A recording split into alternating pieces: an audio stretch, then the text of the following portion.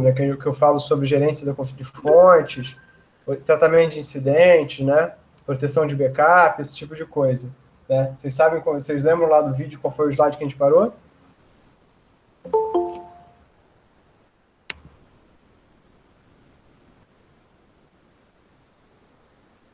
Vocês estão por aí? Estão vivos? Lembrando das regras do jogo, pessoal, sempre que possível, né, manda as coisas aqui via chat para eu poder ler, tá? Então vamos lá, fazer o seguinte. Vou fazer o seguinte então, tá? Eu vou dar uma olhada aqui no canal.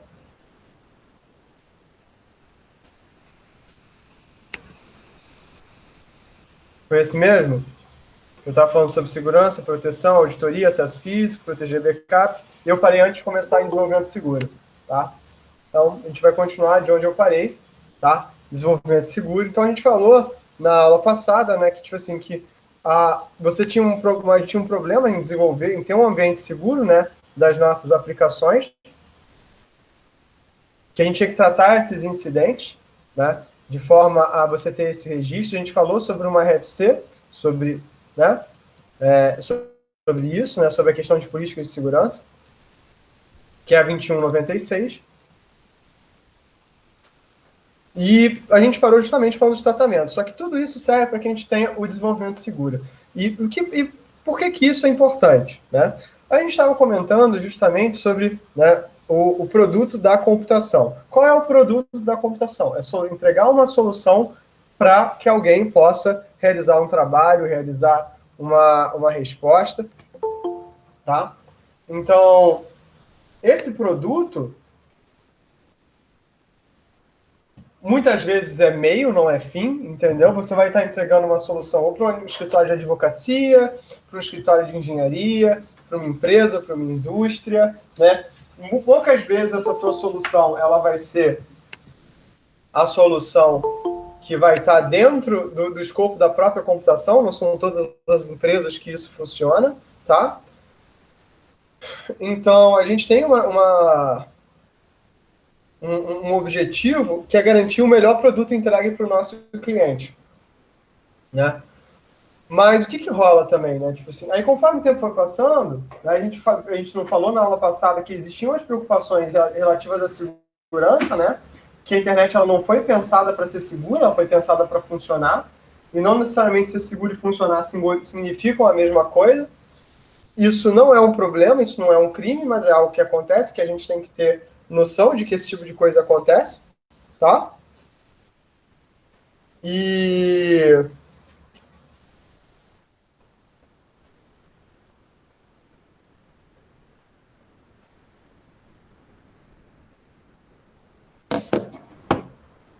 a gente tem que se preocupar sempre com isso, né? A gente tem que se preocupar sempre com essa questão de segurança. Só que como é que você se preocupa com a segurança, né? A partir do momento que você está desenvolvendo. Porque toda vez que a gente fala em segurança, a ideia que vem na nossa cabeça é o hacker, é o cara que sabe de redes, mas, na verdade, a maior parte dos problemas de segurança vem de falhas de software que a gente não sabe tratar, ou que a gente tratou mal, ou que a gente não levou em consideração.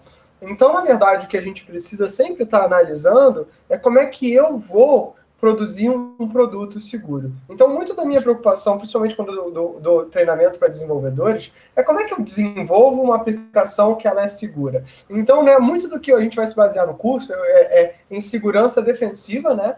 Não em segurança ofensiva. A gente deve ter uma aula ou outra sobre segurança ofensiva, uma palestra, né? Particularmente porque eu não gosto, acho que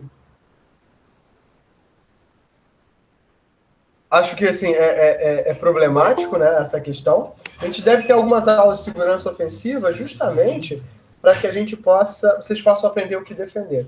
Mas nosso curso vai ser muito baseado em como eu posso evitar ser atacado, entendeu? Como eu posso evitar que a minha aplicação seja alvo, né, de segurança, alvo de uma falha de segurança. Então a gente vai ver que é muito mais do que simplesmente programar melhor, mas é também, né, prover um ambiente seguro para onde essa sua aplicação vai ser implantada. Então, o desenvolvimento seguro, que é o primeiro tópico grande de segurança que a gente vai lidar, vem da segurança no ambiente de desenvolvimento, né? Ou seja, como é que eu evito, como é que eu vou manter o código-fonte da minha aplicação em segurança, evitar o roubo de código, a disponibilidade da equipe de desenvolvimento. Imagina se o código do iOS, ele vaza antes do lançamento do iPhone, entendeu? Segurança do sistema, né? Seguir especificação de segurança, evitar falhas, vulnerabilidades que comprometam a segurança. Ou seja, dado aquele plano que a gente fez, né? Como é que eu faço com que o meu ambiente siga esse plano? E a garantia de segurança do sistema. Como é que eu faço um sistema que o meu cliente sabe que ao utilizar ele não vai estar vulnerável, né? Ou seja, que o teu sistema não adiciona vulnerabilidade ao teu cliente. A gente vai ver que na prática isso é impossível, que todo sistema, de certa forma, adiciona algum grau de vulnerabilidade ao teu cliente, mas que o que você está prestando de serviço é superior ao risco que ele está trabalhando. Ou seja, análise de risco em computação é algo que é bastante importante, tá? Então, calma aí que eu perdi o slide aqui. Então, o que é ter um ambiente seguro, tá? Você tem um espaço físico restrito, com controle de acesso físico e proteção lógica dos servidores. Ou seja, né, eu já fui em muita fábrica de software, principalmente pequena, de algumas startups, que todo o escritório tinha assim, storage, sala de reunião, sala de desenvolvimento, vendas, era tudo numa sala. Isso era muito comum há uns meses atrás, principalmente quando você tem pouco dinheiro, tá? E apesar disso ser entendível, isso é uma coisa que é meio bizarra do ponto de vista de segurança. Ao mesmo tempo, eu já conheci também gente que trabalhava em startups totalmente remoto. Então, esse modelo de trabalho que hoje a gente está vivenciando, eu já conheço ele há alguns anos, né? A gente já viveu isso há alguns anos, já não é tão incomum com a galera de computação, mas está sendo cada vez mais comum e, inclusive, inclusive eu considero que está sendo até popularizado de uma forma um pouco irresponsável, mas eu não quero entrar nesse mérito agora, não.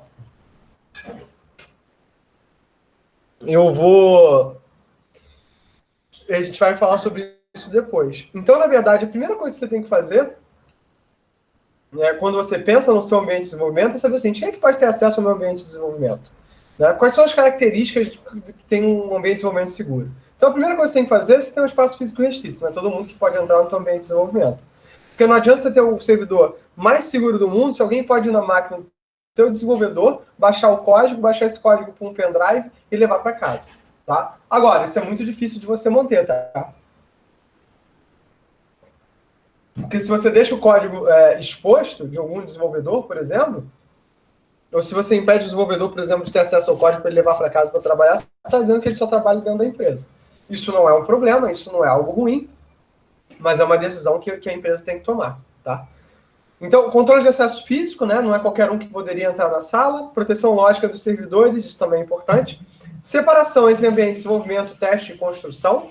Mas isso é uma coisa que eu falei para alguns de vocês que foram meus alunos em Comp 2, né? Eu falo sempre para vocês que no momento que você vai fazer, quando você está vivendo uma empresa séria, você tem um ambiente de desenvolvimento, onde os desenvolvedores estão fazendo o trabalho deles, um ambiente de teste, ou seja, construiu-se uma versão, eu passei para uma equipe de teste, e um ambiente de construção e implantação, é onde vai ficar o que o cliente vai ver. Normalmente essas três coisas têm que ser separadas, tá?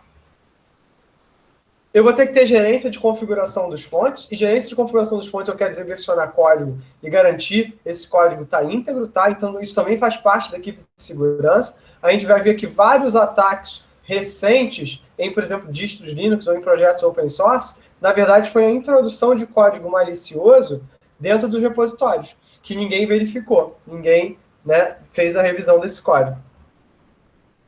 E eu tenho processos de desenvolvimento bem estabelecidos, controlados, gerando evidência dos controles. Ou seja, inclusive em um processo de segurança, de gerar falha, eu tenho o que a gente chama de code standard, ou seja, padrões de desenvolvimento que as equipes usam para se manter de forma homogênea no trabalho. Cara, nenhuma dessas coisas aqui que eu falei, as empresas que eu já dei consultoria fazem 100%. O IBGE, até, por exemplo, que eu dei uma consultoria para eles, eu dei essa aula de desenvolvimento seguro, eles até fazem alguma coisa parecida com isso, né? Mas é muito esforço pessoal da instituição, mais do que propriamente, né, um esforço né, coletivo da área como um todo. Tá?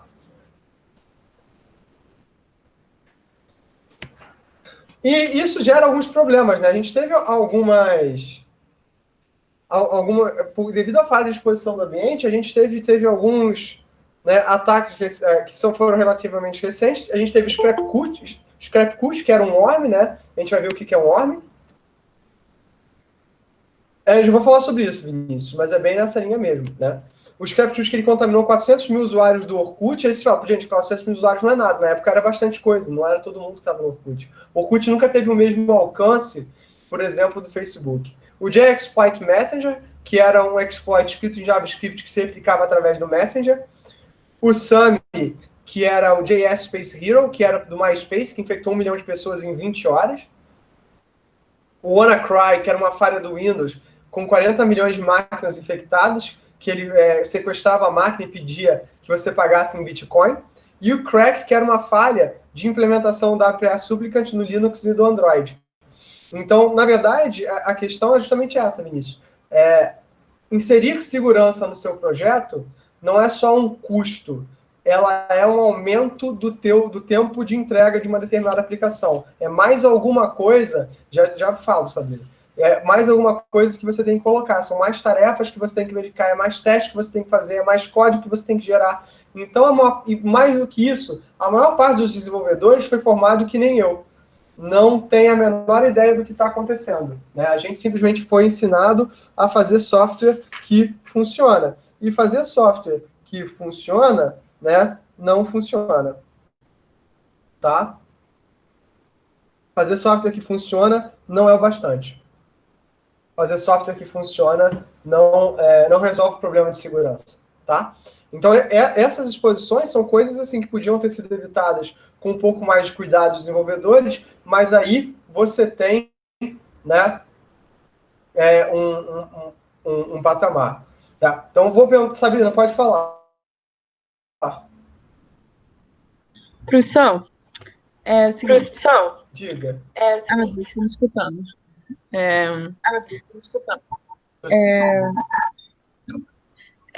Professor, só tem como se salvar dessas coisinhas que você está mostrando aí se eu melhorar minha defesa? Não tem nenhum tipo de órgão da internet que permite, quer dizer, Olha só, existem um monte de defesas, mas pela própria natureza da internet ser descentralizada, o objetivo final da internet ser a entrega de pacotes, né, e aquilo que eu falei pelo capítulo 1 do Kurose, que o objetivo final da internet é a troca de arquivos, então, muitas das vezes, o que chega de mensagem para você são mensagens que você mesmo buscou, né? Isso é normal, isso faz parte do protocolo. Então, na verdade, você tem que aprender a se proteger, porque muitas das mensagens, dessas coisas, são coisas, por exemplo, assim, olha, não tem nenhum órgão da internet que bloqueie, por exemplo, você executar um worm na tua máquina. Por exemplo, muitas vezes as máquinas foram infectadas porque entraram em sites que eram maliciosos. Você achou um arquivo que era pirata, esse arquivo executou, ele tinha um exploit dentro dele, tá? Mas, então, por exemplo... tem coisas que... Por exemplo, deixa eu só concluir. Então, por exemplo, se você é vítima, por exemplo, do WannaCry, dentro da legislação do Brasil, ele, por exemplo, você podia chegar para a Polícia Federal, para a polícia... Tem um departamento de polícia digital na Polícia Civil e dizer, olha, aconteceu isso. E aí, essa é uma questão muito difícil da legislação dentro da internet, porque a internet é internacional. Então, tipo assim, como é que você chega no atacante, né? E o atacante é muito bom em esconder os seus próprios traços, né, os seus próprios rastros. Essas são coisas que são muito complicadas da gente analisar. Tá? Então você tem que... É claro que os grandes hosts, as grandes operadoras, eles têm mecanismos de segurança para tentar te proteger o máximo possível de atacantes, mas tem um nível para isso, e aí você tem que se preocupar na tua aplicação. E, por exemplo, no caso do FRJ, a gente, por si só, também é um sistema autônomo, a gente também é um ISP. Então, a gente está muito mais suscetível, muito mais exposto do que, por exemplo, a tua rede em casa. A tua rede em casa, em geral, se ela é mais uma responsabilidade de coisas que você baixou na sua máquina do que um atacante externo propriamente dito, tá? Mas é mais nessa linha.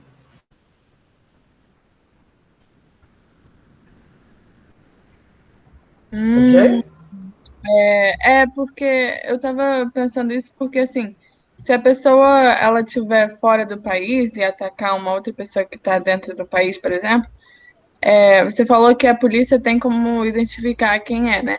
Só que a polícia não vai poder fazer nada com essa pessoa, né? Provavelmente não, sim. Esse é um problema hoje do direito internacional. Em geral, Sim. você vai ver muita gente atacando de servidores da Rússia, da China, vários países da África ainda não têm legislação sobre a internet. Mesmo o Brasil, a nossa legislação é legislação de... A gente usa legislação comum, a gente tem pouca legislação sobre os dados da internet, né? A gente hoje de manhã estava falando sobre dados abertos, e aí dados abertos realmente é uma outra legislação que está surgindo sobre o meio digital. Então a gente deve ter até uma conversa sobre isso mais para frente, mas isso é uma coisa que ainda está se olhando, tá bom? Eduardo, qual é o melhor cenário para implementar desenvolvimento voltado a testes? Eduardo, olha só, eu sou um fã de desenvolvimento orientado a testes, tá? Principalmente quando você coloca segurança. A gente, inclusive, vai ter uma aula de testes unitários dentro do curso justamente por causa disso, tá? Porque você não tem nenhuma aula de testes, até onde eu saiba, dentro das disciplinas, né? Então, assim, a gente vai ter uma aula de desenvolvimento orientado a testes dentro do curso. Mas, né, testes igual a código, código igual a custo. Então, depende muito. Por exemplo, se você tem um cenário por exemplo, o implantar orientado a testes, numa equipe que não é orientada a testes, isso gera um estresse. Então, você tem que ter muita certeza de que você está disposto a comprar esse estresse ou se você está disposto a trocar de equipe. Qualquer uma das duas coisas acontece, tá? E eu já vi as duas coisas acontecerem, tá bom? Então, eu sempre acho que é importante você fazer desenvolvimento orientado a teste, mas desde que você tenha um budget de tempo. Eu também já vi gente que gastou, sei lá, 80% do tempo do projeto rodando testes, e acabou que ele teve testes que nem foram utilizados porque você não gerou feature. Então, a tua relação entre feature e teste, ela tem que ter um paralelismo aí bem interessante. Então, assim, o pessoal do Scrum faz isso quando o Scrum é bem aplicado, bem direitinho, mas é muito complicado você garantir. O teste te dá alguma garantia de integridade da tua aplicação, mas nem sempre, tá? Mas eu acho o seguinte, tanto quanto possível, desenvolver orientado a teste. Breno, a questão do code standard da empresa é um problema que eu vejo e fica muito como cultural temporal. Acaba gerando códigos legados que ninguém quer, sabe mexer. Tipo, não sei muito bem como está essa consequência, mas também não sei. Stephanie, mas aí, né, empresa que nem ambiente de teste tem, faz testa tudo em produção, a gente dá um nome para isso, a gente chama de amadorismo, né? Tipo assim, se você não tem teste, você tem que ter um ambiente de teste, pelo menos, né? Você testar em produção é coisa de aluno, né? Tipo assim, é coisa assim, meu coração até dá uma palpitada feia, né? Que dá aquela machucada braba. Mas dá assim. Mas respondendo você, Breno. Breno, é claro que toda questão de legado, de code standard, é como qualquer processo de software. Você tem que ter um refactor contínuo, tá? E você tem que associar a cada projeto o code standard que foi utilizado ali. Não só porque muda o código, mas como a tecnologia que os projetos usam, ela muda com muita frequência. Então, por exemplo, se você trabalhar num projeto de JavaScript esse ano, por exemplo, que hoje, esse ano está sendo um ano que o React, faz uns 2 anos que o React está tendo um boom, mas daqui a 2, 3 anos vai ser uma outra brincadeira. Quando eu programei em JavaScript, né, quando eu comecei a programar que JavaScript já estava tendo um ganho, cara, era tipo assim, aquilo ali era a terra de Marlboro, tipo assim, qualquer um fazia qualquer coisa que quisesse. Então, assim, o refactor ele é muito a questão realmente dessa questão da cultura do tempo, mas a grande questão do code standard, mais do que a cultura do tempo, é ter um registro dessa cultura e desse tempo. Ninguém gosta de mexer em código legado. E tem 2 motivos para isso. Não é só a questão do code standard, mas é porque existe uma cultura não dita entre os desenvolvedores. E eu faço parte dessa cultura, eu tenho meia-culpa em vários projetos que eu fiz, que é o que eu chamo, com perdão da palavra, a cultura do deixa para lá. Eu tenho que entregar esse software. Poxa vida, né? Eu estou me policiando, tá, gente? Poxa vida, né? Tipo, que coisa desagradável. Eu vou fazer o que der para fazer. Então o software fica muito ruim, muito feio, mas entregou, você nunca mais quer mexer nesse software e você deixa para lá. Então, isso também é que vai gerar essas consequências desagradáveis desse processo que a gente está vivendo, tá? Mas então, assim, para você melhorar ter um code standard, isso é uma cultura que a empresa tem que ter uma coisa que as empresas gostam muito pouco de fazer, que é treinamento. Então, você tem que estar sempre capacitando o teu desenvolvedor, você tem que estar sempre tentando nivelar os teus desenvolvedores, né? Não adianta você ter o desenvolvedor herói dentro da tua empresa, porque isso não ajuda, tá? Você tem que ter uma equipe de desenvolvimento muito bem feita para que quando um desenvolvedor quiser sair, e isso vai acontecer por uma série de motivos, você não perca a produtividade. Então, assim, segurança tem que fazer parte do teu processo de engenharia de software, né? Não, empresas focam mais em entregar do que em refactor que em code. Gabriel, a empresa só foca em entregar. O refactor ou o clean code, ele é uma consequência dessa entrega. Se para ela entregar algum negócio não precisar fazer refactor, nem precisar fazer clean code, você pode ter certeza, 95% das empresas não vão fazer, tá?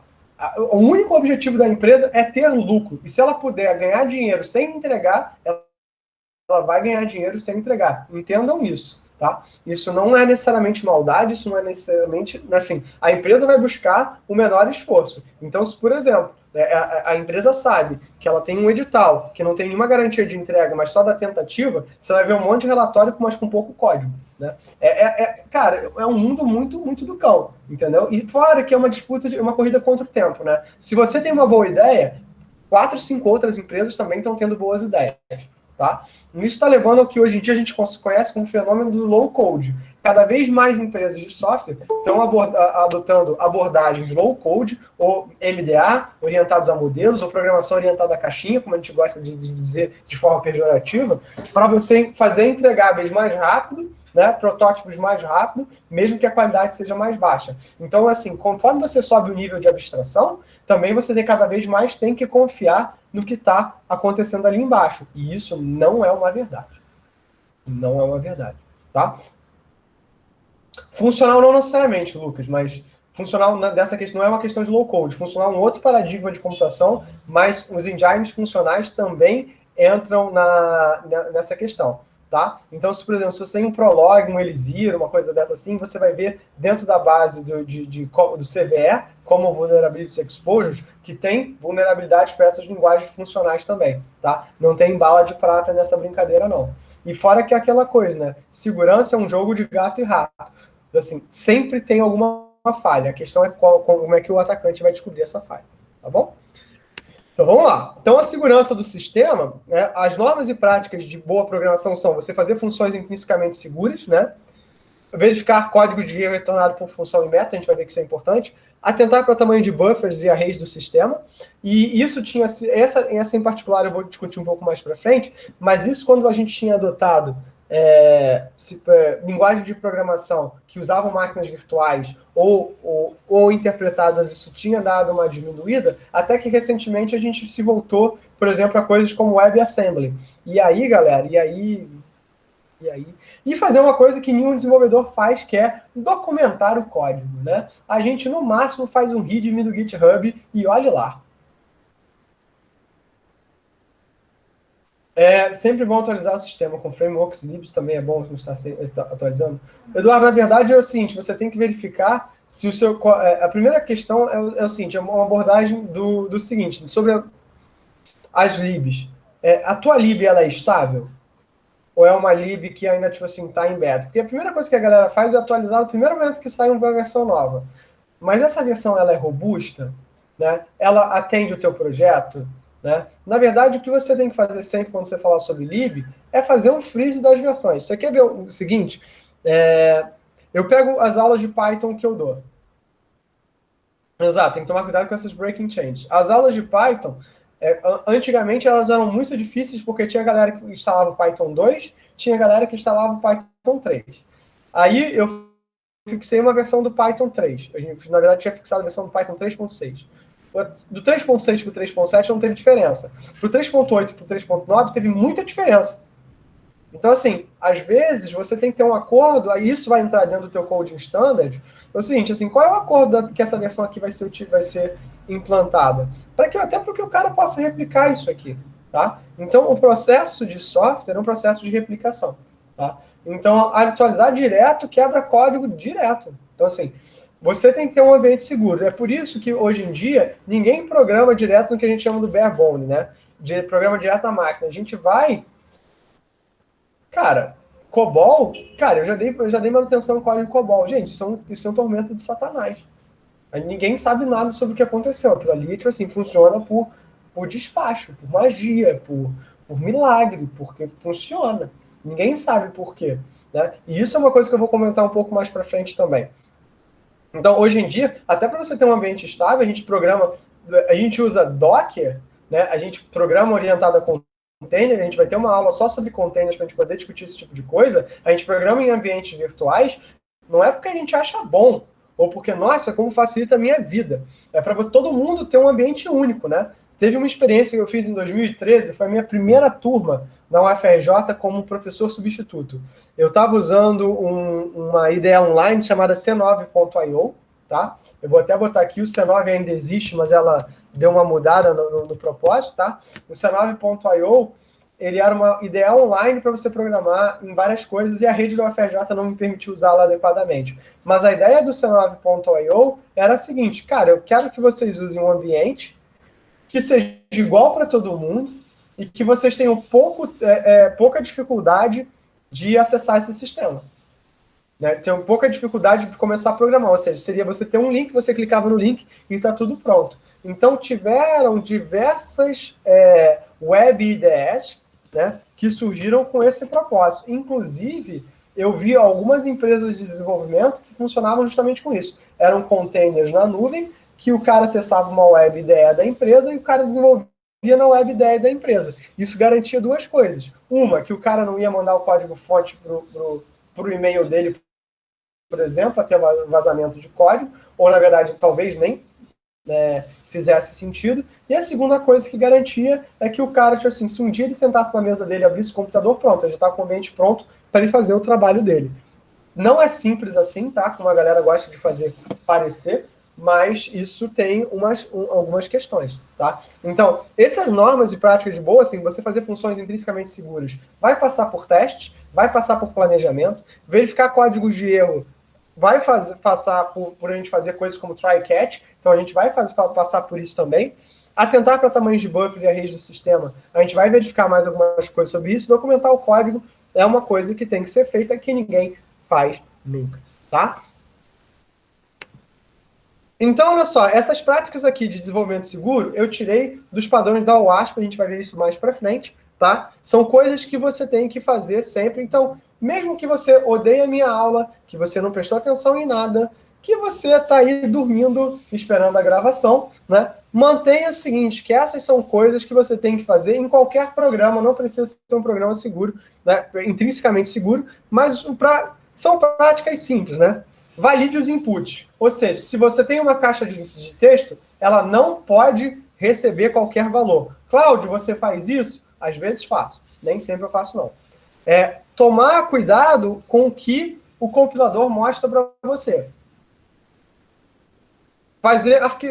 Arquiteturar e desenhar políticas de segurança. Ou seja, o que acontece caso tenha uma falha. Tudo isso que a gente falou antes. Manter as coisas o mais simples possível. Desenvolvedor não gosta de manter coisas simples. Desenvolvedor gosta de mostrar suas mágicas e lindas habilidades de programação. Né? O desenvolvedor se amarra no que é desnecessariamente complicado.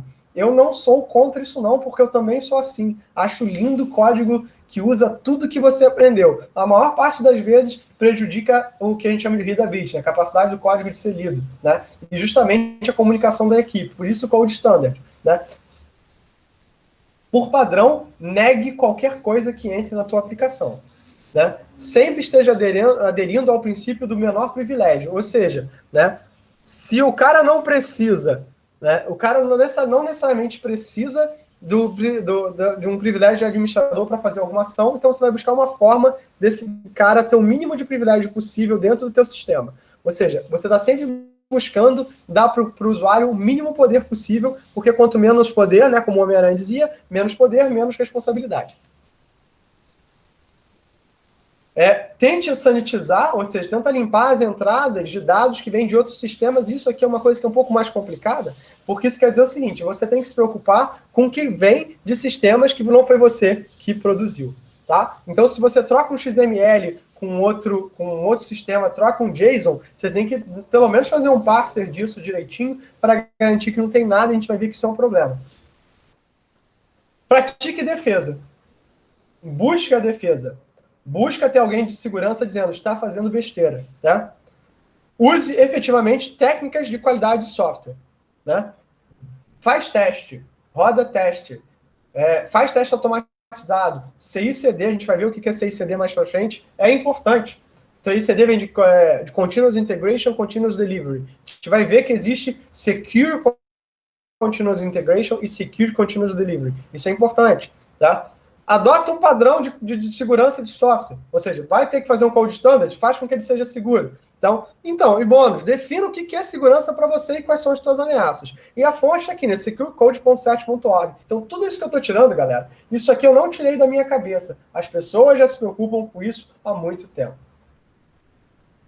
Não só, Eduardo, não só tem a ver com as APIs, mas tem a ver com o que você troca com outras pessoas. Se você está, por exemplo, trocando uma API REST, né, que é o comum hoje em dia, né, você tem que se preocupar com falhas de software em HTTP.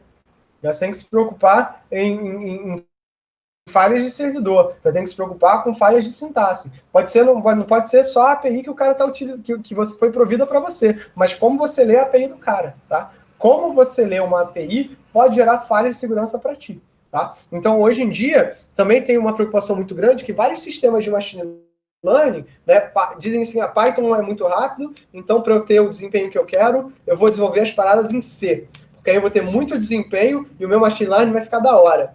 E aí entra aí mostra que o cara que não sabia programar em Python, menos ainda sabe programar em C.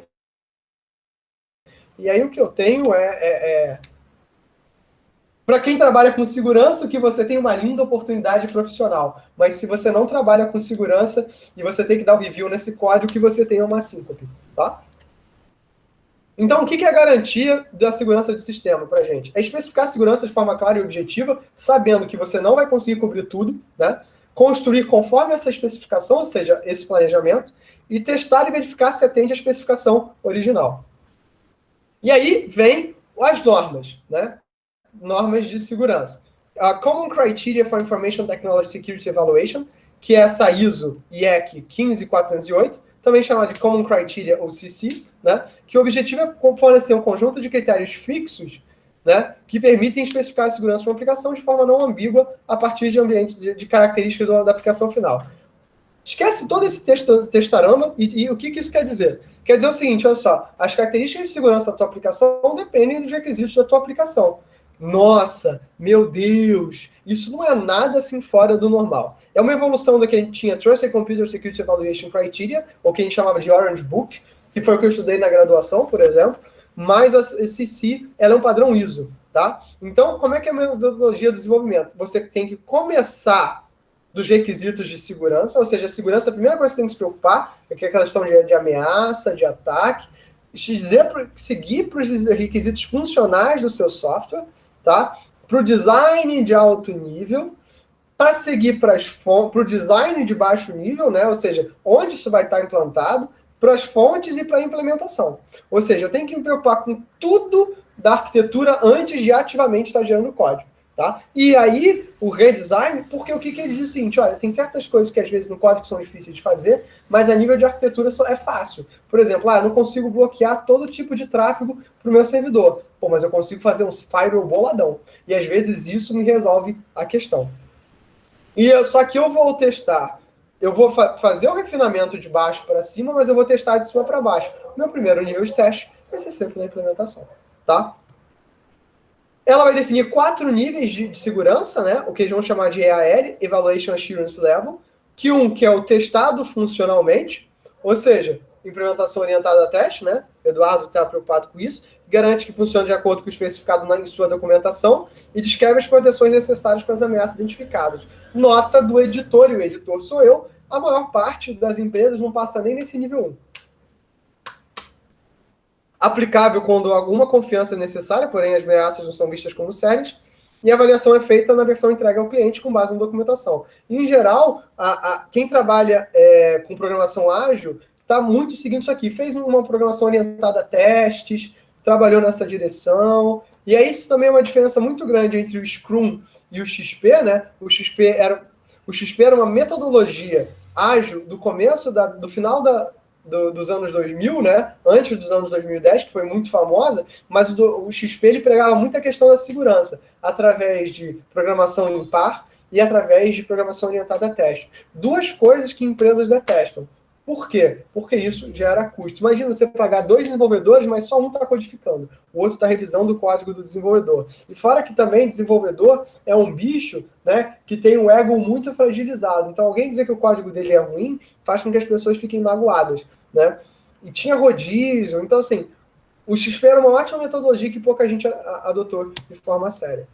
Testado estruturalmente, garante que não foram utilizadas práticas comerciais padrões de desenvolvimento, requer análise de vulnerabilidade do sistema, que nunca é feito, testes independentes, ou seja, realmente você tem uma equipe de teste e validação dos sistemas, e estrutura utilizada pelo desenvolvedor, ou seja, tem que ter uma equipe de teste que vai testar não só o código, mas o ambiente implantado.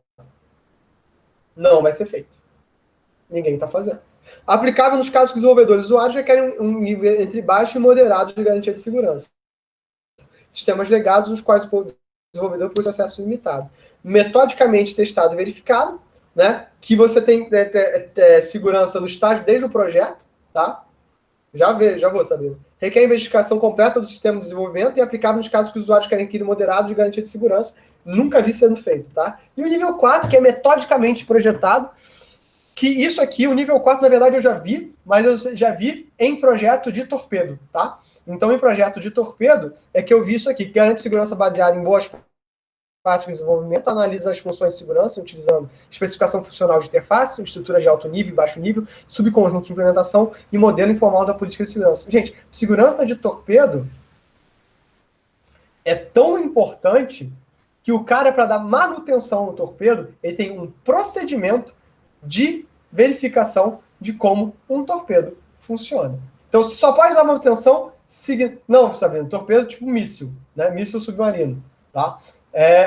O cara só pode dar manutenção no software de um torpedo seguindo um procedimento num protocolo. Se ele acha que existe uma forma melhor de fazer isso, ele submete para a empresa que gerou o manual um pedido de modificação no procedimento para que naquele caso específico isso seja feito. Pode fazer pergunta, Sabrina. Professor, calma aí, você está muito rápido. Depois é só botar no 08. Hã?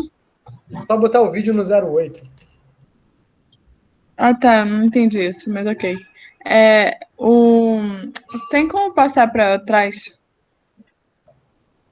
Tá. Aqui você colocou... Ah, não, é mais para trás, eu acho. Nossa. Meu Deus. Tá. Esse testes independentes e validação dos testes, blá, blá, blá, blá.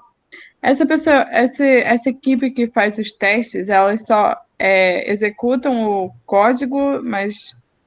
Não, a gente vai ver que existe uma questão chamada teste. Quando a gente for falar de testes, existem 2 tipos de teste. O que a gente chama de teste de caixa branca e teste de caixa preta. Executar o código e testar a funcionalidade é o que a gente chama de teste de caixa preta. Você não sabe o que está lá dentro. O teste de caixa branca são testes que a gente chama de testes de código, né? É código que testa o teu programa de forma automatizada, tá? Então, o cara que testa numa empresa, existe um profissional de informática chamado tester. O tester ele é um programador especialista em construir testes de software. Então, normalmente, quando a tua equipe é pequena, o cara que testa também é um desenvolvedor que está ali dentro da equipe, né? Só que isso é uma coisa que ela moralmente é uma palavra ruim, né? Mas ela é, do ponto de vista de engenharia de software, uma coisa meio estúpida, porque imagina o seguinte, você vai testar um software que um colega seu fez para garantir que o teu software está funcionando. Então, tu gosta muito do seu amigo. Você fez o teste não funcionou. Você vai botar isso num relatório dizendo que seu amigo fez algo que não funciona, ou você vai avisar o seu amigo para ele consertar? É para isso que é independente. Se for independente, aí não são amigos. Não, justamente. O que eu estou dizendo é que o nível de segurança diz que ele é independente. Mas normalmente não é assim. Então, nesse nível que é independente, a equipe de desenvolvimento e a equipe de testes, elas são completamente separadas. Justamente para que não tenha esse tipo de problema. Entendeu? Aí é proibida a amizade entre eles ou eles só não se conhecem? Eles não sabem que são. Eu não sei quem fez o quê, em geral. Tá? É Ah, o que a tá. gente chama de revisão cega. O cara vai receber uma funcionalidade, vai escrever código para essa funcionalidade, vai executar essa funcionalidade, justamente para isso ser impessoal. A questão da pessoalidade é que quando você dá um nome a uma pessoa, é muito difícil, essa pessoa errou. Aí imagina que uma cara está numa semana particularmente ruim, ele erra 3, 4 vezes, né? Tipo assim, fica uma relação estranha, entendeu? Ele já começa a achar que é. Ou então o cara sabe quem testou o código dele, o cara já começa a achar que é implicância. Então, assim, ser humano é uma coisa muito difícil de você lidar. Então, essa questão da impessoalidade é muito importante no processo até de verificação de segurança. Porque muitas das vezes, na verdade, 90% das vezes, o erro, não, principalmente na parte de segurança, ele não é intencional. Ele é ou desconhecimento ou descuido, tá? É cansaço. O processo é cansativo. Entendi, professor. Tá bom? Então, vamos lá, seguindo em frente. E aí surge o padrão que a gente é o padrão hoje mais utilizado, que é o OWASP, que é o Open Web Application Security Project, que na verdade ele é uma comunidade aberta que é dedicada a habilitar organizações a desenvolver, adquirir e manter aplicações que vão poder ser confiáveis. O OWASP hoje é o padrão que 90% das empresas hoje vai olhar se está fazendo aplicações web. Tá? A ISO é muito complicada de manter, mas o OWASP vai prover para a gente ferramentas.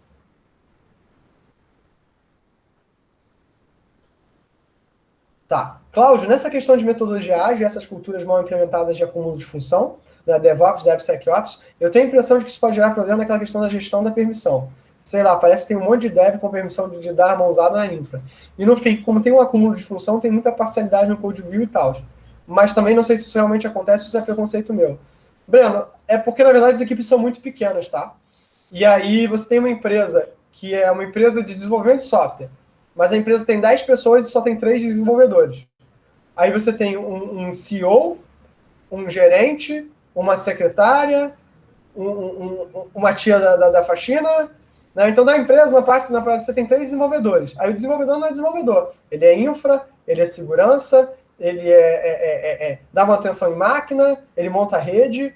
Então, na verdade, a questão é a precarização justamente do trabalho nesse sentido. Né? O cara, bem ou mal, você acaba sabendo um pouco de tudo quando você acaba trabalhando com desenvolvimento. Então, na verdade, exige-se que você saiba tudo. E isso gera também no desenvolvedor o que a gente chama de síndrome do impostor. Então, tem que ter uma preocupação muito grande. E aí, isso é até uma área de estudo muito interessante que pode ser explorado, né? Se o desenvolvedor é um cara central nessa nossa cultura da informação, né, nessa nossa economia de informação, né, esse acúmulo de funções faz um monte que gera erro, gera falhas. Por exemplo, no IBGE, o que eu sugeri a eles é o seguinte: você tem equipe de desenvolvimento, mas no projeto de desenvolvimento você não vai ter só equipe de desenvolvimento, você vai ter a galera de infra. Então, cara, só, sempre existiu essa visão de full stack. Né? Full stack a gente só chamava de outra coisa, a gente chamava o cara de faz tudo. Quando tinha o web developer e o webmaster, né? O webmaster seria o full stack developer. Então, o nome sempre existiu. Porque, na verdade, o que você quer é um cara que resolva todas as tretas, né? O que você quer é um cara que resolva todas as tretas e o cara faça bom código, boa implantação de rede, crimp cabo, né? E se o cara puder fazer café e entregar para você, você também quer. Você é dono de empresa.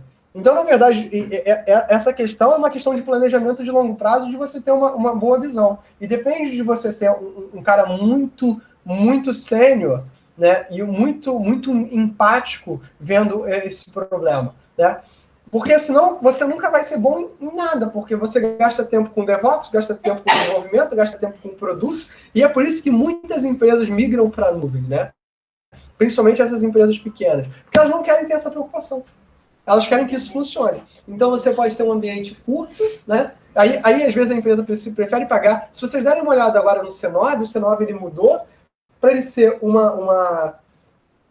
um app que funciona dentro da AWS, justamente para que a empresa não precise se preocupar. Tá? Gabriel, qual é o melhor caminho para ser um bom dev? Especializar ou ser full stack? Cara, depende. qual é o teu objetivo de carreira, né? E aí entra o seguinte, se você quer ser um bom desenvolvedor mobile, vale a pena você se especializar no mobile. Se você quer ser full stack, você tem um outro papel. É questão mais do teu papel do que propriamente do que você vai fazer. Hoje, eu diria para todo mundo assim, cara, você quer começar a programar, ganhar dinheiro programando, fazer freela? Aprende JavaScript, né? Porque com JavaScript você vai ter essa visão do full stack mais rápido. Por outro lado, né, tipo, por exemplo, assim, você não... Não é uma linguagem que eu acho muito robusta em termos de modularidade, em termos de escrita de código, uma série de pequenas questões. Mas pode ser que seja só preconceito, né? Então, assim, é muito uma questão de qual é o papel que você quer ter. Por exemplo, assim, claro, eu quero trabalhar com Data Science. Beleza, então você vai ter que dar uma olhada em Python, vai ter que dar uma olhada em R, vai ter que ter fundamentos matemáticos muito sólidos, e aí você vai conseguir ser um bom cientista de dados. Né? Eu quero trabalhar com mobile. Pô, tem que aprender a ver quais são as questões que o mercado está indo, para onde é que as coisas estão caminhando, patati patatá. Eu quero ser um cara bom de stack, então, full stack, então tem que ter um conhecimento mínimo de redes. Então, por exemplo, eu estava conversando justamente com os alunos de redes nessa semana, dizendo o seguinte, olha, se você hoje quer ser desenvolvedor, pelo menos a camada de aplicação você tem que entender direitinho, para você saber quando você está fazendo uma requisição REST, se isso vai dar certo, se isso vai estar errado. Então, por exemplo, no curso de rede, eu já vou ver questões como o uso do Postman. Por que o uso do Postman? Porque, na verdade, o que eu quero ver é uma requisição REST sendo feita. Né? Eu quero ver a troca de mensagens HTTP. Tá? Então, eu quero ver a troca de funções. Então, essas são questões que são muito severas. Tá? Então, ser um bom dev depende do caminho que você vai seguir. Um bom dev para Data Science é diferente de um bom dev para mobile, que é diferente de um bom dev full stack. Eu tenho espaço para todos, eu só tenho que saber. O que a gente criou foi uma cultura do dev vale tudo. O cara programa em C, programa em JavaScript, programa em Python, programa em PHP, programa no que vier programar, a gente programa. E aí você tem esse cara. Só que muita gente é muito boa. E aí entra outras culturas, como isso que o Breno falou acima. Uma maluco que é o desenvolvedor mais bizarro da empresa, virou o gerente porque ele é sênior, mas aí às vezes ele, como tem a visão dele, não é nem se full stack, ele é full infra, né? Ele é uma outra parada. Ele faz tudo, entendeu? Tipo assim, e aí você gera um problema. Em questão da carreira de gerência para segurança, como pensar? Tem que começar na parte técnica mesmo? Cara, olha só, poucas empresas trabalham com um cara de segurança dedicado. Em geral, você vai ter isso em empresas grandes. Eu sei que a B2W, por exemplo, tem uma área grande de segurança, tá? E aí, na verdade, essa questão da galera de segurança, você vai ter tanto a parte técnica, para o pessoal de rede, mas você vai ter o pessoal de código. Eu estou orientando uma tese de mestrado e um projeto final que a gente está usando machine learning para phishing, e que são 2 pessoas dentro da B2W. Encarregado de LGPD, GDPR. Cara, você tem essa figura, mas você vai ter a galera também muito da infraestrutura, tá? Que precisa verificar essa questão a nível de infraestrutura e se comunicar. Em geral, a comunicação é o skill mais difícil que a galera tem, tá? De trabalhar. Porque uma das críticas que eu ouvi da galera da galera de infra, né? Não só não estou falando desse caso da B2W, mas estou da galera de infra, é que quando tem um cara de segurança de LGPD, GDPR, é o cara que ele não tem uma densidade técnica para saber, inclusive, o que a demanda dele gera no termo da infra, tá? Então, você ter densidade técnica te dá mais propriedade para você fazer uma crítica. E é isso que falta, às vezes, na nossa questão de infraestrutura, tá bom? Então, vamos lá. O que eu acho que vai dar para a gente? Ferramentas e documentos organizados nas seguintes categorias: proteção, detecção e ciclo de vida. Então, o que eu faria se eu fosse vocês? Eu iria aqui na página da OWASP, que eu vou botar aqui para vocês. Não, tranquilo. Estamos aqui para isso. Que é o OWASP.org. Eu vou colocar isso lá no material da semana para vocês darem uma olhada também. Mas vale muito a pena vocês darem uma navegada sobre essa página da OWASP, que eles têm várias coisas interessantes, como, por exemplo, né? Nossa, isso aí é demais. Como ferramentas de proteção, como o Anti-SAM Java Project, o Anti-SAM.NET Project, o Enterprise Security API Project, são APIs rodando, né? APIs que você pode utilizar para trabalhar com segurança. A gente tinha o OWASP Live CD Project, que era uma ferramenta para você fazer verificação de projeto de software. O OWASP Web Scanner Project, que era para justamente você buscar falhas, tá? E de ciclo de vida como o WebGold, tá? Então, você tinha documentos de proteção, o OWASP Development Guide, que eu acho que valia a pena, né? E o Ruby on Rails Security Guide, que eu acho que não vale a pena, mas Rails paga bem até hoje.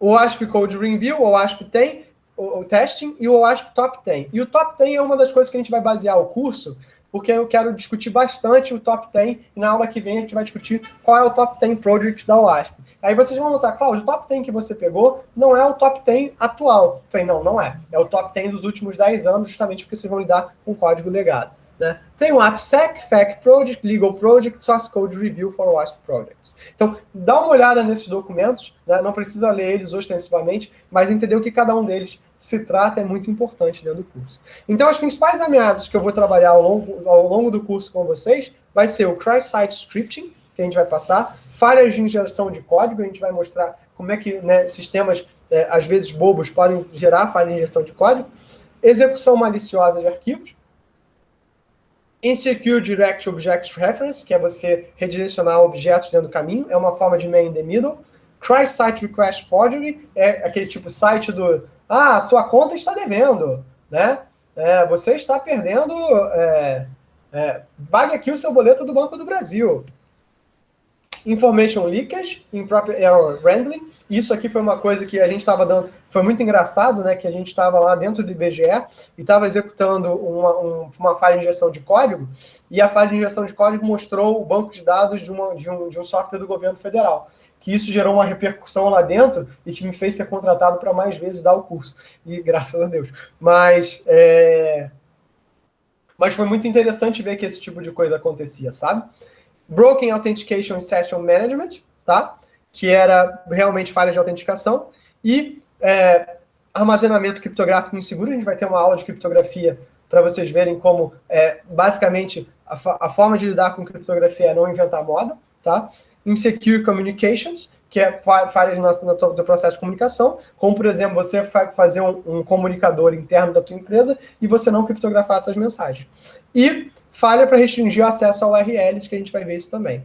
Então, a modelagem de ameaças, a OWASP indicava Microsoft Threat Modeling, né? E essa verificação, né, de modelagem de ameaças da Microsoft, eu costumo brincar que ela é ótima, porque eles têm muita experiência em serem ameaçados, tá? Então, existem algumas outras abordagens que são comuns na literatura, como o TRIC, o ASNZS, que é a abordagem orientada a risco, é bem espelhado no processo de modelagem de negócio, o Common Vulnerability Scoring System, que é o que eu gostava mais, né, e o Octave. Mas a ideia do OWASP é o seguinte, que você tem que primeiro dizer quais são os seus objetivos de segurança, né, fazer uma revisão na aplicação, decompor a aplicação em partes que têm exposição, identificar essas ameaças, para aí sim identificar as vulnerabilidades. Conserta e depois volta para isso. Então é assim que a Microsoft, por exemplo, diz que trabalha, eu duvido. Tá? Um outro modelo é o BSIM, Building Security Maturity Model, que é um modelo de maturidade para segurança no desenvolvimento, que usa esse Security Software Framework, que é uma prática adotada por 9 das 10 empresas mais bem-sucedidas em segurança de desenvolvimento. Adobe, a AMC, o Google, a Microsoft, Qualcomm, o Wells Fargo, Deposit Trust e Clean Corporation. Vai apresentar 2 papéis, tá? Para isso. Então, essa é uma forma de trabalhar. Isso já vai resolver algumas das dúvidas alguma dos comentários que o Breno falou, né? Que vai dividir os papéis em 2 coisas. Uma que é a liderança executiva, ou seja, o gerente do teu projeto, e o Software Security Group, que é um pessoal com experiência em codificação e arquiteturas, e é um membro para cada 100 desenvolvedores. Agora, nota o que eu estou dizendo. Um membro para cada 100 desenvolvedores. Eu vou fazer para vocês a seguinte pergunta. Quantas empresas vocês conhecem que tem mais de 100 desenvolvedores? Pega o caso do UFRJ. Quantos analistas de desenvolvimento vocês acham que o UFRJ tem? Coloca aqui no chat.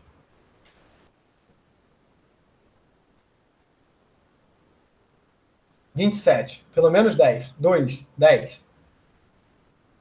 Começou o deboche. 4, 5, opa. Opa não é um número. 6, 15. São 87 analistas de desenvolvimento. Não, contratados, analistas contratados, não falando nem bolsistas. Com bolsistas tem mais.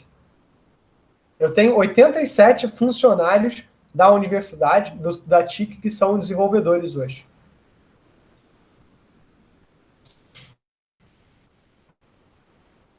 Não, a UFRJ, que tem quase 100 mil pessoas por dia, tem 87 pessoas, né, desenvolvendo aplicações para a UFRJ. Cláudio, o que elas estão fazendo? Não faço ideia e não é problema meu. Eu não quero nem saber disso, tá? Mas se eu seguir o BSIM, a UFRJ, a SegTIC não está nessa conta. A SegTIC não é contratado como analista de desenvolvimento. É contratado como analista de infra. Estou falando do analista de desenvolvimento. O cara,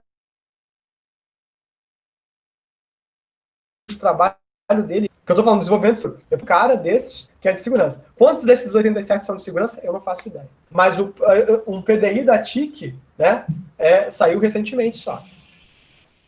Então, assim, o que eu estou criticando é a nossa capacidade de ter esse cara e qual é o tamanho que uma empresa tem que ter para ter sobre isso, entendeu? Então, assim, são poucas empresas que têm sobre isso. Então, por exemplo, o IBGE tinha 250 desenvolvedores dentro do IBGE, né? E tem muito mais gente de estatística, tem muito mais gente de análise. E aí o IBGE diz o seguinte, Cláudio, mas isso para a gente é um problema, porque muita da gente que gera software no IBGE não é de computação, é estatístico. Né? O cara está gerando um modelo que tem que rodar, porque só dá para fazer isso de forma computacional.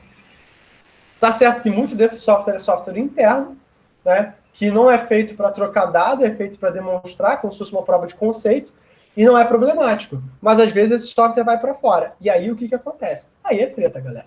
Aí é treta da grossa, é treta certa. Vai dar problema, vai ter aborrecimento. E eu acho que é isso mesmo. Então, na verdade, o papel desse Software Security Framework é dividir em 4 áreas, que é a governança, né, inteligência, touch points entre a inteligência e o deployment, né?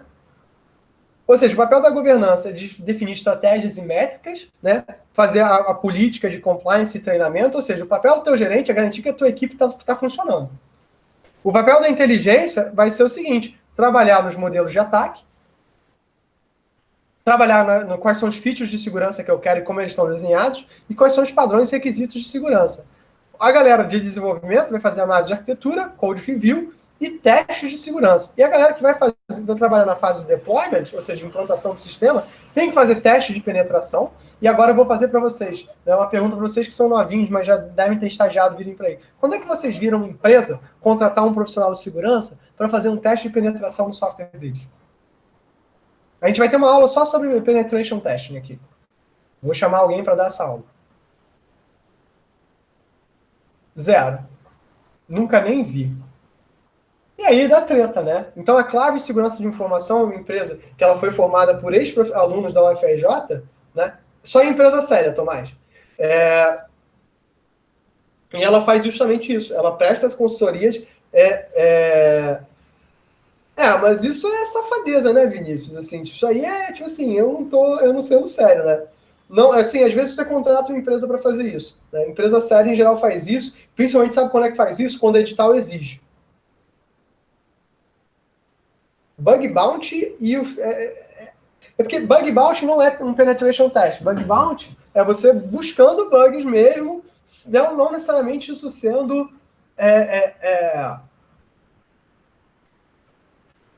estruturado, tá? Um bug bounty pode ser um cara que está fazendo os próprios testes e não é uma equipe. Edital. Na verdade, assim, por exemplo, a Marinha Americana, ela sempre libera editais para empresas construírem aplicações para ela. E muitas vezes nesse edital, né, dado o orçamento, eles podem exigir que a empresa faça um teste de penetração. Isso não é incomum, tá? Mas tem que estar especificado no edital como um dos requisitos do sistema. Não necessariamente contratos públicos privados. Às vezes um contratante pode exigir que tenha um teste de penetração. E até isso é safadeza, tá, gente? Eu já vi coisas assim do arco da velha. E é uma dica para vocês. Se algum dia vocês forem gerentes, se em algum momento vocês contratarem uma outra empresa, exige um teste de penetração. A forma da empresa adotar o bug bounty como forma de ter menos gastos com funcionários É assim, o bug bounty é uma forma de fazer isso, você ter menos gastos com funcionários, você ter menos responsabilidade sobre isso, ou então, na verdade, assim, também tem um outro porém, tá? Muitas vezes você pega o bug bounty, porque se a tua empresa faz software cagado, nada impede que o cara que vai fazer o teste de segurança faça software cagado. Muitas das vezes eu também já vi que isso é jogo de comadre, tá? Que o cara faz um software zoado, o cara finge que testou, diz que está tudo bem, passa um registro dizendo que está tudo bem. É que nem, gente, é que nem... Vocês já viram fraude, já ouviram falar, né, de fraude em atestado médico, né? O cara diz assim, pô, o cara tá bem? Tá bem. O cara tá morrendo, meu cara. O médico diz que o cara tava ótimo, examinei e não vi nada. Tá? É a mesma coisa. Cara, que depende, Breno, do bug bounty e do alcance da tua empresa, entendeu? Às vezes tem empresas que eles fazem, tipo assim, securiton, né? Tipo assim, são bug bounties só com estudantes universitários e o prêmio é pizza, entendeu? Então, tipo assim, o hackathon que nasceu como uma coisa legal de você influenciar, de mudar o mundo, virou assim, cara, feira de contratação e de bunda lelê, entendeu? Então, isso eu adoro hackathon, acho a ideia ótima, mas depende muito de quem está patrocinando o hackathon. Porque eu acho que muitas das vezes é o seguinte, cara, eu estou simplesmente buscando uma forma barata que eu tenho de fazer entrevista de emprego, é uma forma barata que eu tenho de adquirir ideias novas, mesmo que o cara não ganhe, vocês vão ver que em alguns hackathons a propriedade intelectual fica para quem organizou o hackathon, e aí bonito, né, que gente bacana, gente legal, e então tem, assim, nego anda sujo, né? Anda sujo não, sempre foi, mas está de parabéns recentemente. E por hoje é só. Então, assim, que bom, notei vocês muito entusiasmados, notei vocês fazendo muitas perguntas, acho legal, a gente vai fazer muito disso. Isso foi só o aquecimento, agora que a gente vai começar a entrar nas coisas que eu acho sérias daqui para frente, tá bom? E conto com vocês para, tipo assim, estarem trabalhando fortemente. Eu vou já botar uns links lá no Classroom hoje. Hoje não, gente, eu não vou mentir para vocês. Durante essa semana, para a gente foi. Pode, claro que pode, Gabriel. Pode perguntar. Tá ouvindo? Tô ouvindo. Eu comecei um estágio, aí tipo, eu comecei com C++, depois fui para Python, uso Qt e tal. Eu só queria saber de tipo, agora que tá meio home office tudo, eu tô trabalhando também com cliente-servidor. Só que tem uma parte que não está sendo implementada por mim, que é com criptografia. Aí é interessante eu, como desenvolvedor, também aprender criptografia para comunicação de cliente e servidor, ou seria tipo uma parada que eu nem ia utilizar muito, que só está sendo agora nessa empresa? Não, olha só, criptografia é extremamente importante, tá? Qualquer que seja o cenário, tá? E, na verdade, o que a gente vai ver na aula de criptografia é justamente o seguinte, não inventa moda. A maior parte das linguagens do dia já tem APIs criptográficas muito fáceis de vocês utilizarem, tá? E não tem por que você, tipo assim, gastar uma energia espiritual gigante aprendendo tudo sobre criptografia. Criptografia é inteiro, mas aprender a utilizar a criptografia e saber a diferença básica entre os diferentes modelos criptográficos, Gabriel, é muito importante. Por exemplo, assim, você saber que assim, isso aqui é uma criptografia fraca, isso aqui é uma criptografia forte, essa criptografia gasta muito recurso da máquina, essa aqui não gasta, onde é que esse processo criptográfico vai ser executado, até para você não cair em pegadinha. Eu falei para vocês do caso do WhatsApp, né, que ele faz criptografia fim a fim. Mas se ele fizesse criptografia fim a fim, né, o Facebook não poderia estar de verdade coletando dados do teu WhatsApp para alimentar o Facebook, entendeu? Então, essas são algumas das questões que a gente tem que ter sempre ligação. Mas a gente pode ficar tranquilo que a gente vai ter uma aula só sobre criptografia mais para frente, justamente porque é uma das questões que o OASP prega e é um dos top 10 da última década que eu acho importante.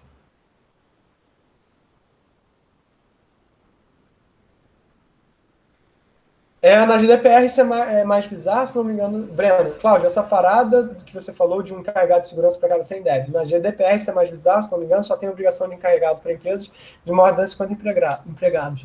Não, mas assim, Breno, 250 empregados ou 250 desenvolvedores? Porque assim, né, eu acho que é razoável, porque você está trocando informação. né? Se a tua empresa se baseia em sistemas de informação, você realmente precisa ter alguém cuidando dessa segurança. Ou então alguém responsável, um cara que vai assinar. O que, na verdade, a GDPR e a Lei de Dados Abertos, né? Então, o plano de dados abertos estão fazendo é o seguinte: quem é que assina? Quem é o culpado? É verdade, sim, Sabrina. Então, essa é uma questão muito séria. Quem é o culpado? Quem é que assina? Por que vazou? Entendeu? E isso é uma coisa que a gente de computação nunca teve, tá? Porque, por exemplo, se um engenheiro assina que o prédio vai aguentar e o prédio cai, o engenheiro vai para a cadeia. Se a gente diz, mas assim, quem assinou pelo sistema que controla os dados de Itaipu? Quem é que assinou pelo sistema que controla uma usina nuclear?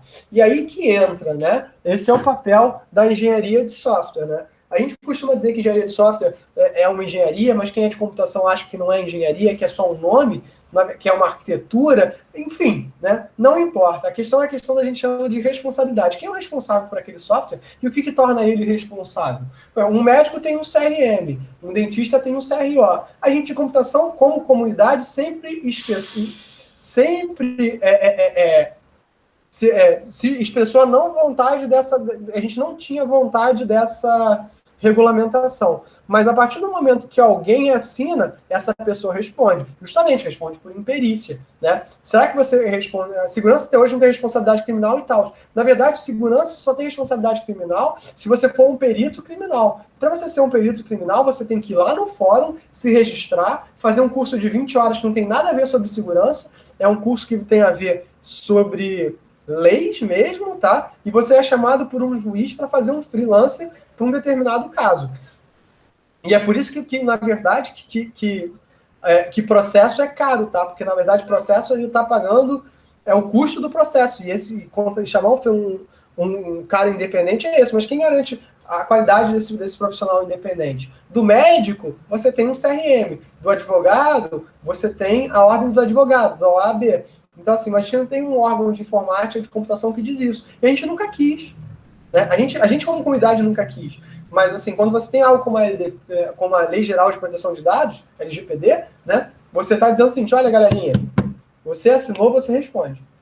Ah, mas quem fez foi fulano. Prova. Como é que garante que foi fulano? Então, existe, por exemplo, coisas tipo redes blockchain, para você poder, na verdade, consultar quem realizou determinadas atividades dentro da empresa. Aí, gente, é um negócio meio complicado, tá? Porque aí passa a ser... Agora, o desenvolvedor fica mais caro. Se ele assume essa responsabilidade, ele vai ficar mais caro, ele vai querer cobrar mais. Né? E acho justo, acho normal. Quem assina vai ter uma responsabilidade bizarra.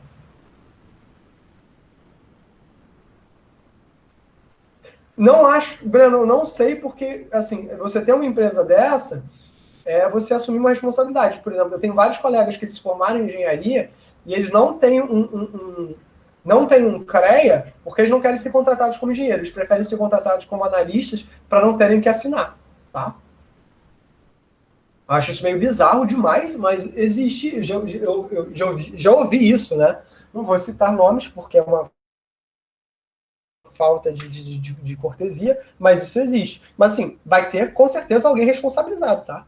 A questão é justamente essa, que você possa, né, dizer o seguinte: olha, a culpa é de fulano resolve. Para vocês terem noção, a FRJ teve uma chamada da TCU sobre o plano de dados abertos. Olha, vocês têm que abrir determinadas informações. A FRJ criou uma comissão, eu estou dentro dessa comissão na universidade, estudando os dados abertos. O que a gente pode abrir e o que a gente não pode abrir.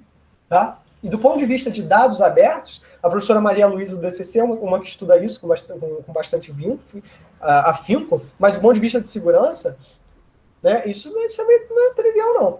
Tá? Isso tem uma série de questões não triviais. Ao mesmo tempo, por exemplo, a gente tem problemas muito severos sobre esses dados. Tá? E sobre o que pode mostrar e o que não pode. Então, assim, não é trivial. Essa questão está longe de estar resolvida. E a implantação da forma que o Brasil implanta mal. Você tem que entender, a gente como país tem ótimas ideias. O plano de dados abertos é excelente, é uma ótima ideia, a gente tem que discutir mesmo, mas a nossa implantação ela nunca é contínua. A nossa implantação a partir dessa data tem que estar tudo funcionando. E o que acontece é que a gente, na verdade, ao invés de criar uma implantação por etapas, a gente faz uma implantação que ela é muito bruta. Né? Então, assim, olha, daqui a 6 meses eu espero que vocês tenham esse documento pronto.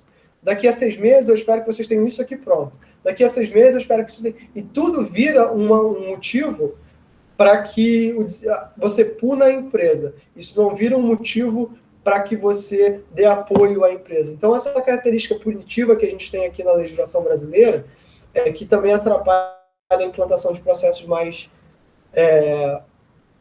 que vão gerar maior qualidade, né? É uma característica não de mostrar que ao fazer isso você está gerando qualidade, você está gerando um apoio ao teu país, você está gerando qualidade para a tua empresa, renome, você está sendo punido. Então essa questão punitiva, essa questão da multa passa a ser uma indústria.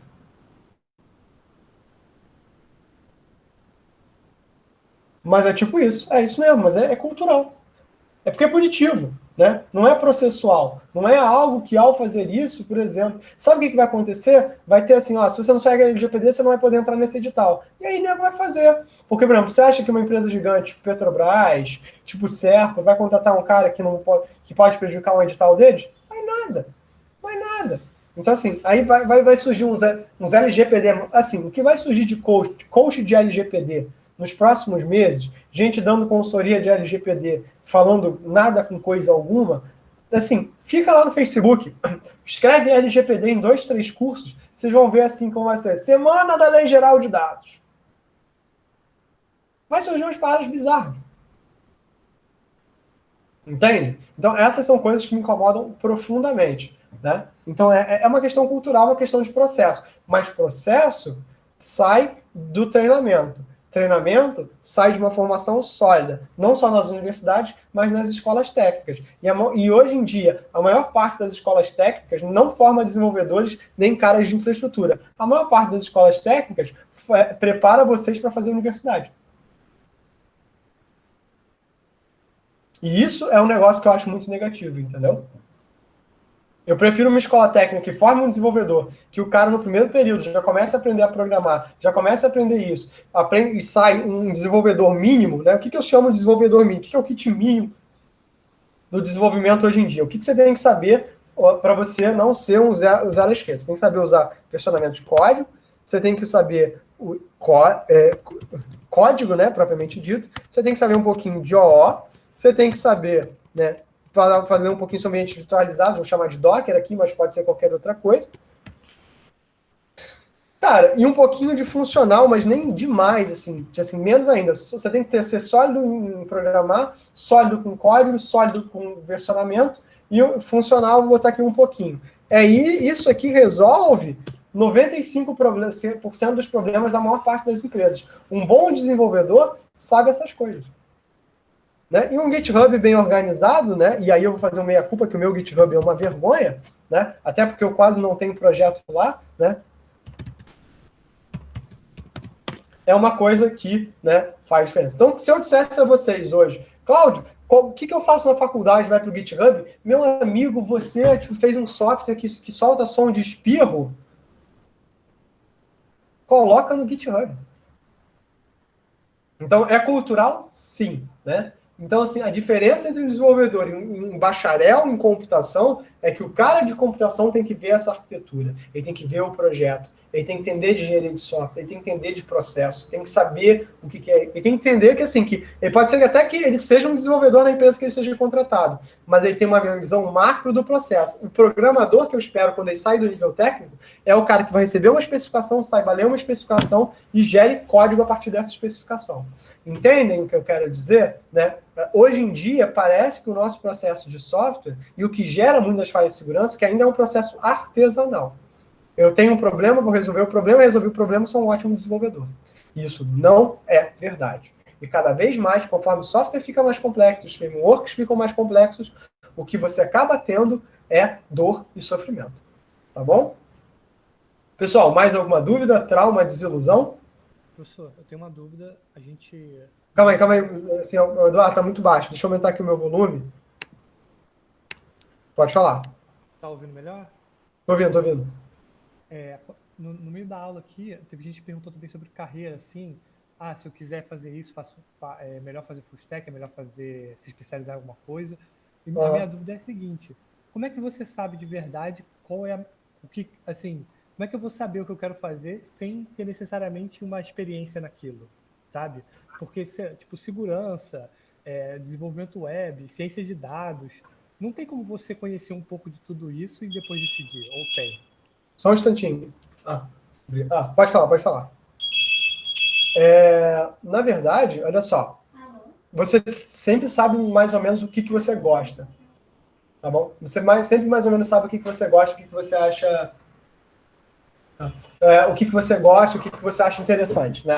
Então, na verdade, o que eu sempre recomendo a vocês tipo, participem no maior, principalmente quando vocês estão na graduação, participem na maior parte maior número de estágios que vocês puderem participar. Eu sou um pouco contra essa cultura do estágio só depois de acabar o ciclo básico, principalmente em computação, não porque eu não acho o ciclo básico importante. Por exemplo, olha só, eu não consigo imaginar um cara de ciência de dados sem que ele entenda minimamente de probeste e de cálculo, tá? Ele tem que saber pelo menos um cálculo 1 bom, mas para ele ser um bom cara. Mas, na verdade, o que eu acredito é que você só vai ter esse sentimento sobre o que você quer fazer se você fizer alguma coisa. É claro que você pode assistir vídeo no YouTube, é claro que você pode participar do Kaggle, é claro que você pode fazer, tipo assim, cursar uma disciplina, mas eu acho que vocês têm que vivenciar, tá?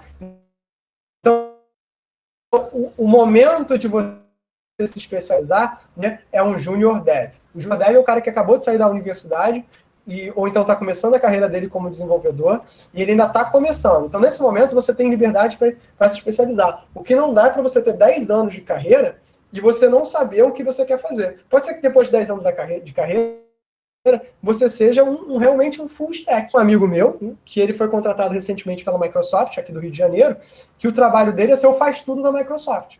Como assim? Ele não é o cara que sabe exatamente muito sobre tudo, sabe muito sobre alguma coisa, mas ele sabe médio sobre tudo.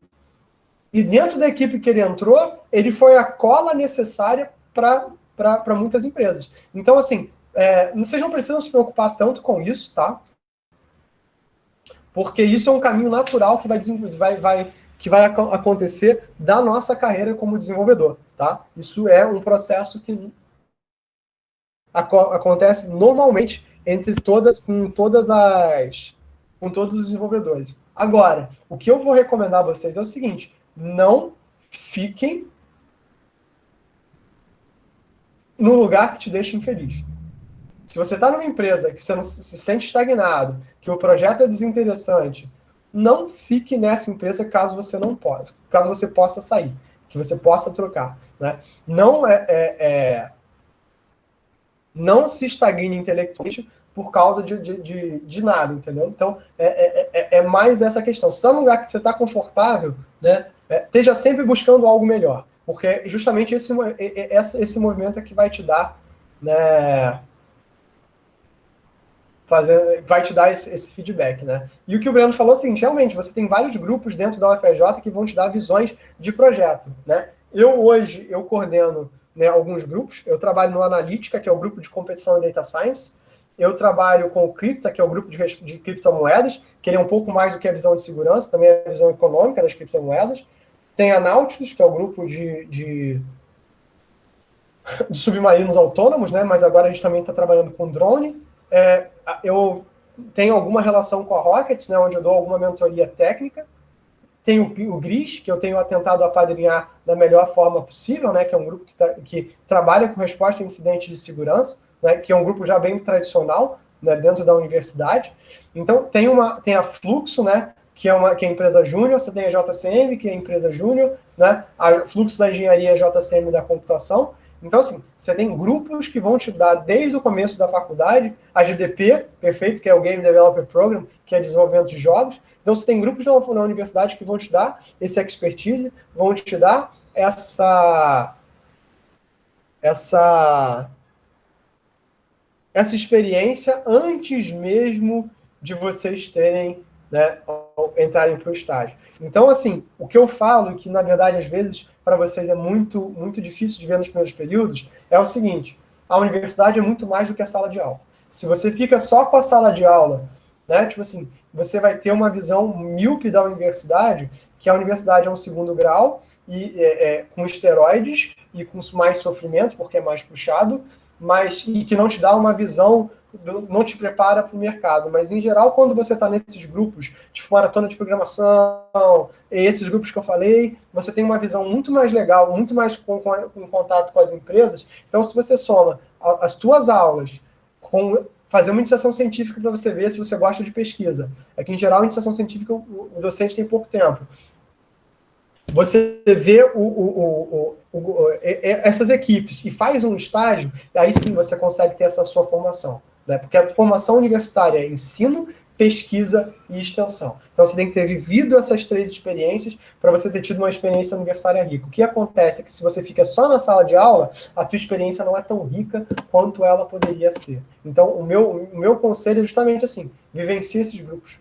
Tá? Então, e principalmente, assim, está no primeiro período, gostou de programar, olha essas coisas que eu falei, dá uma olhada, aprende a fazer bom código, aprende bastante sobre orientações a objetos, aprende sobre versionar código. Eu acho que Git é uma coisa que desde Comp 1 vocês deviam ser estimulados a utilizar, tá?